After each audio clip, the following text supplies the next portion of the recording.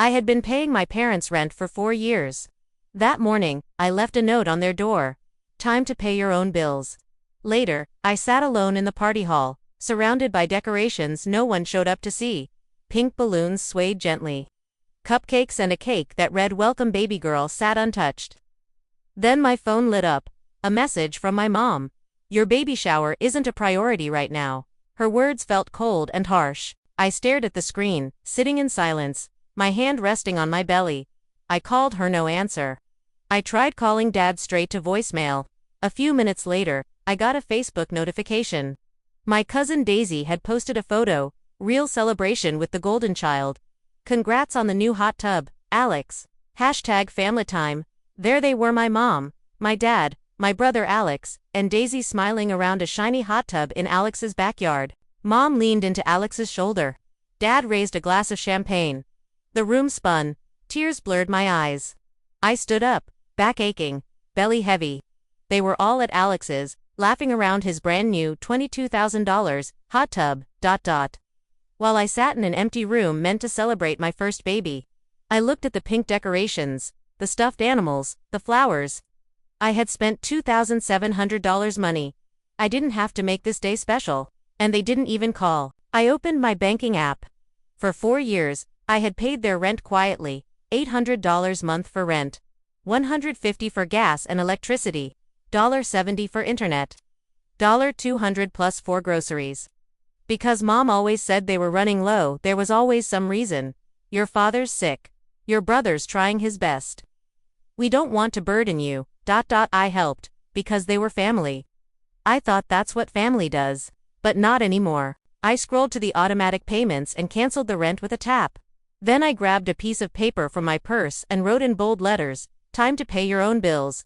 I drove to their house. Their driveway was full. Mom's car, Dad's, and Alex's new SUV.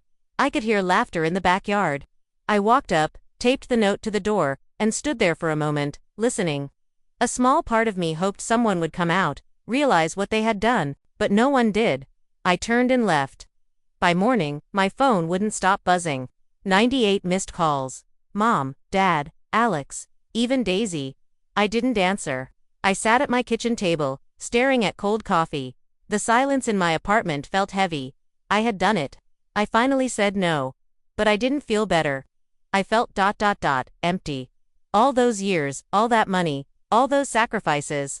And when it was my turn, when it was time to celebrate my baby, they were too busy enjoying a hot tub. Then my phone rang again. Alex. I almost ignored it, but something in me cracked. I answered. His voice came sharp. No, hello. Are you out of your mind canceling the rent payments? Do you even know what you've done? I was quiet for a moment. Then I said, you mean like sitting alone at my own baby shower while you all partied in your new hot tub? He sighed. Oh my God, not this again. Stop being so dramatic, Laura. It was just a mix-up. I let out a bitter laugh. A mix-up. Alex, this was my first baby shower. My first child, and you all chose a hot tub over me. He went quiet. I paid for that tub, you know, he finally muttered. And that's when I hung up. His voice rose over the phone. Unlike you, I actually earn and spend my own money. I clenched my jaw. Is that why I've been paying your so-called emergency medical bills for the last 4 years? Or were those just your new toys? There was a long pause. Then a nervous laugh. What are you talking about? I checked the bank statements. Alex, the medical bills Mom begged me to pay. They were just transfers to your account. You went through our finances. That's disgusting. You're insane. I didn't raise my voice. I didn't need to. Insane is paying for your rent, your bills, your groceries. While you lounge in a luxury hot tub. He shifted gears, tried his old trick. Guilt. Mom needed help.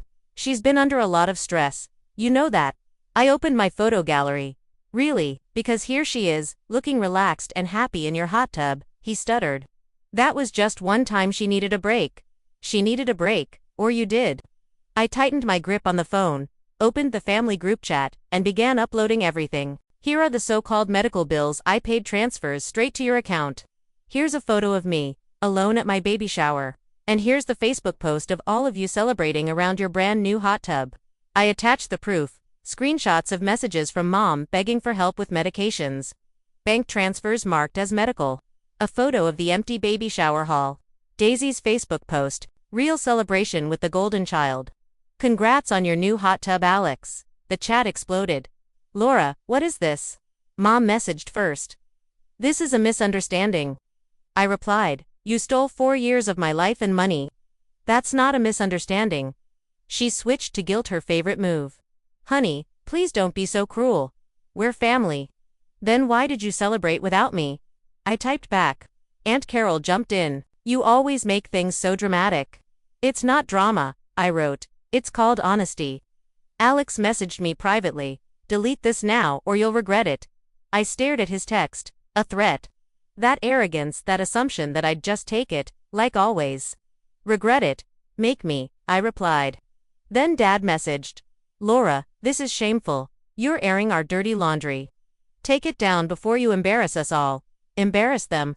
Did they even feel shame? Or just fear of being exposed? Messages kept coming in from cousins, aunts. What's going on? Your mom is in tears.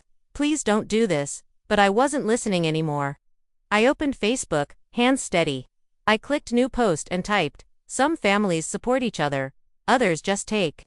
Here's what mine has done to me for the past 4 years. I attached every screenshot, every message, every receipt. The comments came fast. Friends reached out, asking if I was okay.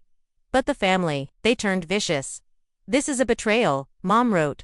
After everything we did for you, you're just jealous. Alex's arrogance burned through the screen.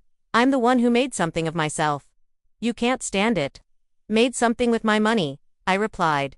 Want me to post the payments you asked for? Car repairs, or was that another toy? Dad messaged again. Laura, please, let's talk privately. Like you all talked about me last night, I typed back. I was done. Done with the lies. Done being their silent, obedient bank account. They thought they could guilt and shame me into silence, but they never understood I had nothing left to lose. I opened my laptop and began scrolling through years of bank statements.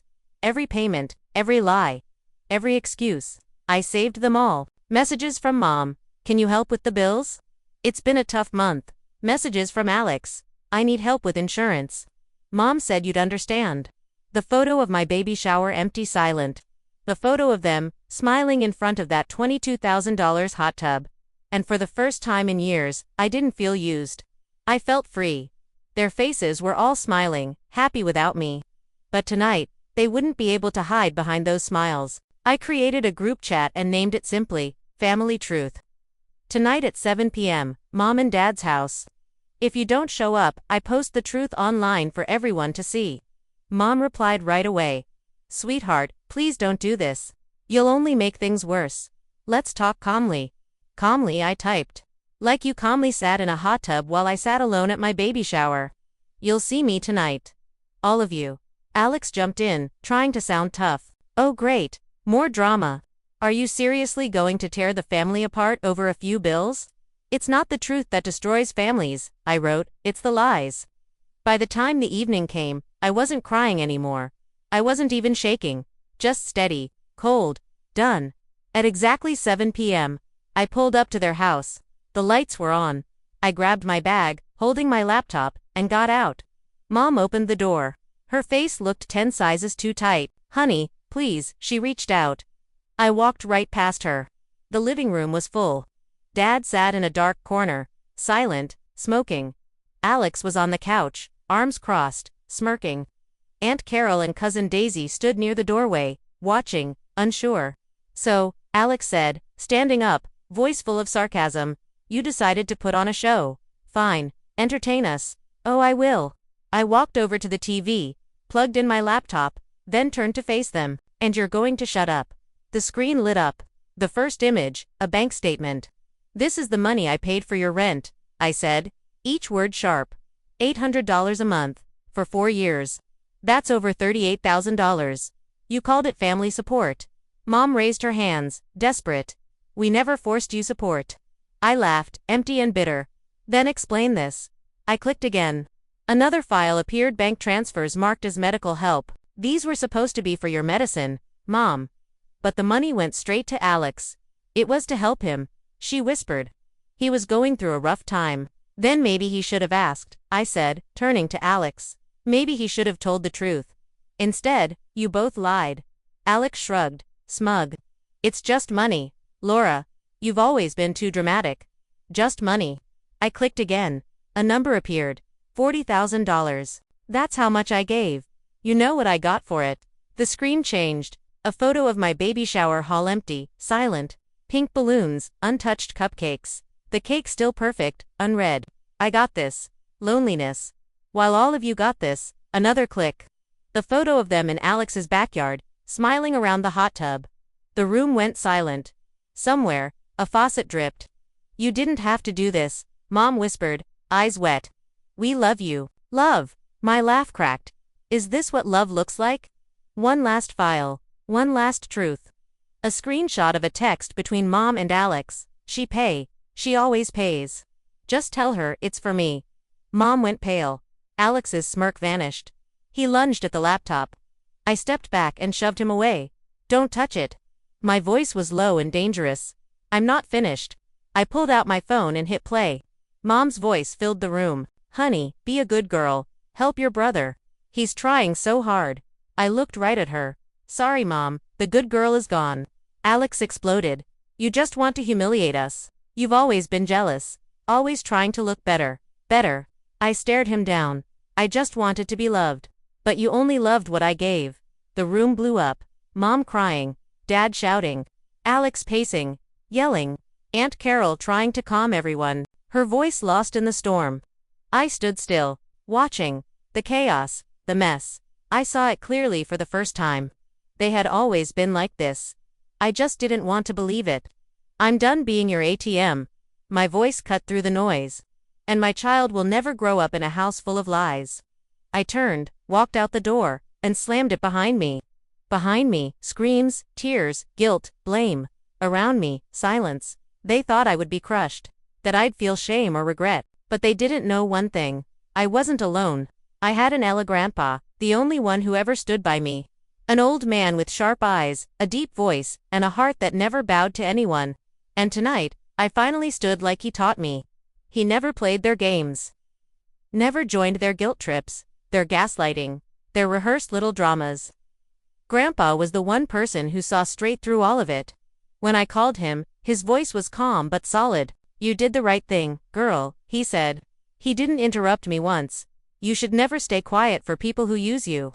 But now they're turning everything upside down again, I whispered, pacing my apartment. Mom's crying on Facebook, calling me a traitor's daughter. Alex is calling me greedy and dramatic. There was a pause on the line, then that familiar steely edge crept into Grandpa's voice. Would you like me to help you set things straight? Hope sparked in my chest. Grandpa, how come to my house tomorrow? Bring all your screenshots, the bank statements, everything. The next morning, I drove out to his old house at the edge of town. The moment I stepped in, I saw the oak table covered in papers, documents, files, old photos from the family archive. They forgot, Grandpa said, stroking his gray mustache. I've known them all since they were in diapers. Forgot I always see through them. I laid out the evidence. Bank statements, screenshots, the photo of my empty baby shower. Every lie, every dollar, every betrayal. He looked through it all slowly, carefully. His sharp eyes narrowed. $40,000 in 4 years, he muttered. He shook his head. And now they think they can just brush this off. Twist it. Call you ungrateful. I sighed, exhausted. They already are. Grandpa leaned in. His voice lowered, but the force behind it hit like a hammer. Then we won't give them a chance to lie anymore. He picked up the phone and dialed. His face hardened. William, it's your father. Yes, I need you and the whole family at my house tonight. No, it's not a request. You have a choice. Show up, or I'll come to your house and drag you here myself. I nearly smiled. No one argued with Grandpa, not when he used that voice. By 6 p.m., the living room was full. Dad stood in the corner, arms crossed, face tight. Mom clutched her purse like it was the only thing keeping her standing. Alex lounged on the couch, his jaw clenched into an arrogant smirk. Aunt Carol and Cousin Daisy hovered near the back, uncertain. So, what's this about, Dad? My father spoke first, trying to stay calm and in control. He failed, dragging us here for what? For the truth. Grandpa's voice was still and low, but it echoed like a storm rolling in. And you will all listen. Alex rolled his eyes. Oh please. Here we go with another one of Laura's dramas. She can't do anything without making it a performance. Grandpa didn't yell. He didn't need to. Sit down. Alex froze, then slowly dropped back onto the couch. I stood beside Grandpa, my laptop in front of me. Let me make this clear, Grandpa said, scanning the room. Laura has been paying for your lives for 4 years. $40,000. While you lied to her, used her, and now you're trying to blame her. Dad, it wasn't like that, Mom started, voice shaking. We needed help. She knew that. Grandpa let out a bitter laugh. Help? I've seen the medical expenses you claimed. They were lies. Money straight into Alex's account. Mom went pale. Dad stepped in, his voice cracked. Laura overreacted. Overreacted. Grandpa slammed his hand down on the table. She paid your rent, your bills, your groceries. While you used her money for parties and hot tubs. Alex scoffed. Oh, here we go. Poor Laura, always the victim. Grandpa's voice dropped to a growl. Enough. Stop talking. I've put up with your arrogance for years, boy, but without her, you're nothing. You lived off her. You lied to her, and now you want to judge her. Alex jumped to his feet, voice rising. She's the one making this a spectacle. I didn't flinch, I clicked, and the TV behind me came to life. Screens filled the screen messages from Mom. Laura, please help. Your brother needs money for his medication. Just a little more, or we'll lose the house. Then the bank statements, each showing transfers directly to Alex's account. Alex lunged forward. That's private. Grandpa's cane swung out in front of me. Touch her, and you'll learn why I carried this cane in the war. His eyes blazed. Mom's voice broke. This is too much. Laura, why are you doing this? We're family. Family. I laughed a bitter, hollow sound. Family is what you were having while I sat alone at my baby shower. I clicked. The screen changed. A bright, cheerful hall filled with pink balloons, untouched cake, decorations carefully placed by my hands and not a single soul in sight. Mom's tears were real now, but I didn't care. You celebrated with Alex instead, I said, my voice quiet but sharp. I was nothing to you. Just a wallet you could drain. That's a lie, Alex shouted, rising again. You're just trying to make us look bad. You made yourselves look bad, Grandpa cut in, and now you'll pay for it. He stood like a mountain in that small room, unshakable. Here's what's going to happen, he said, his voice commanding. You will repay every cent Laura spent on you. All $40,000. We don't have that kind of money. Mom wailed. Then you'll find it, Grandpa said, voice cold as stone. Sell the hot tub, sell your jewelry, figure it out, or I will make sure everyone in this family, every friend you have, knows what you did. Dad's face turned gray. Alex looked like he'd been slapped. And if you try to spin this, Grandpa added, voice dropping to a lethal whisper, I will cut you out of my will. You will get nothing from me. The room fell silent, suffocating, unmoving. Fine, Dad muttered, not meeting my eyes. We'll repay her. Grandpa nodded. Or you'll lose a lot more. As I walked out of that house, Grandpa's hand found my shoulder. They forgot one thing. Laura, he said, voice low. You're not alone. And for the first time in years, I believed him. They paid slowly, painfully, but they paid. The first transfer, $10,000. They sold the hot tub. Alex said nothing, but I knew it shredded his pride. The second, $5,000. Mom sold her jewelry. The same family heirlooms she used to say were meant for the grandchildren. Irony. The third, $15,000. Alex sold his car. The one he loved flaunting on social media. Now just another sacrifice. Grandpa oversaw everything. He demanded receipts. Proof of transfers. Never gave them room to lie again. Every call they made offering excuses, pleading for forgiveness he ignored. You will repay every cent, he told them. Or I'll make sure everyone knows what you did. After 3 months, I received the final transfer. A full $40,000. Mom sent a message. Sweetheart, can we talk now? We understand our mistakes. I deleted it. Alex texted too. Money's paid back. Can we move on? I blocked him. Only Grandpa remained. He visited often, brought baby clothes, helped me prepare for the arrival. One afternoon, he handed me a small antique locket. A delicate thing, worn with time but still beautiful.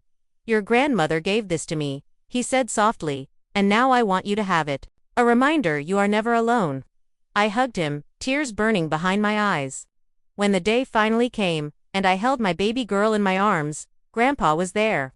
He smiled, his hand resting on my shoulder. Eyes filled with something fierce and gentle all at once. "She never know what it means to be used," he whispered. "You made sure of that." And I knew he was right.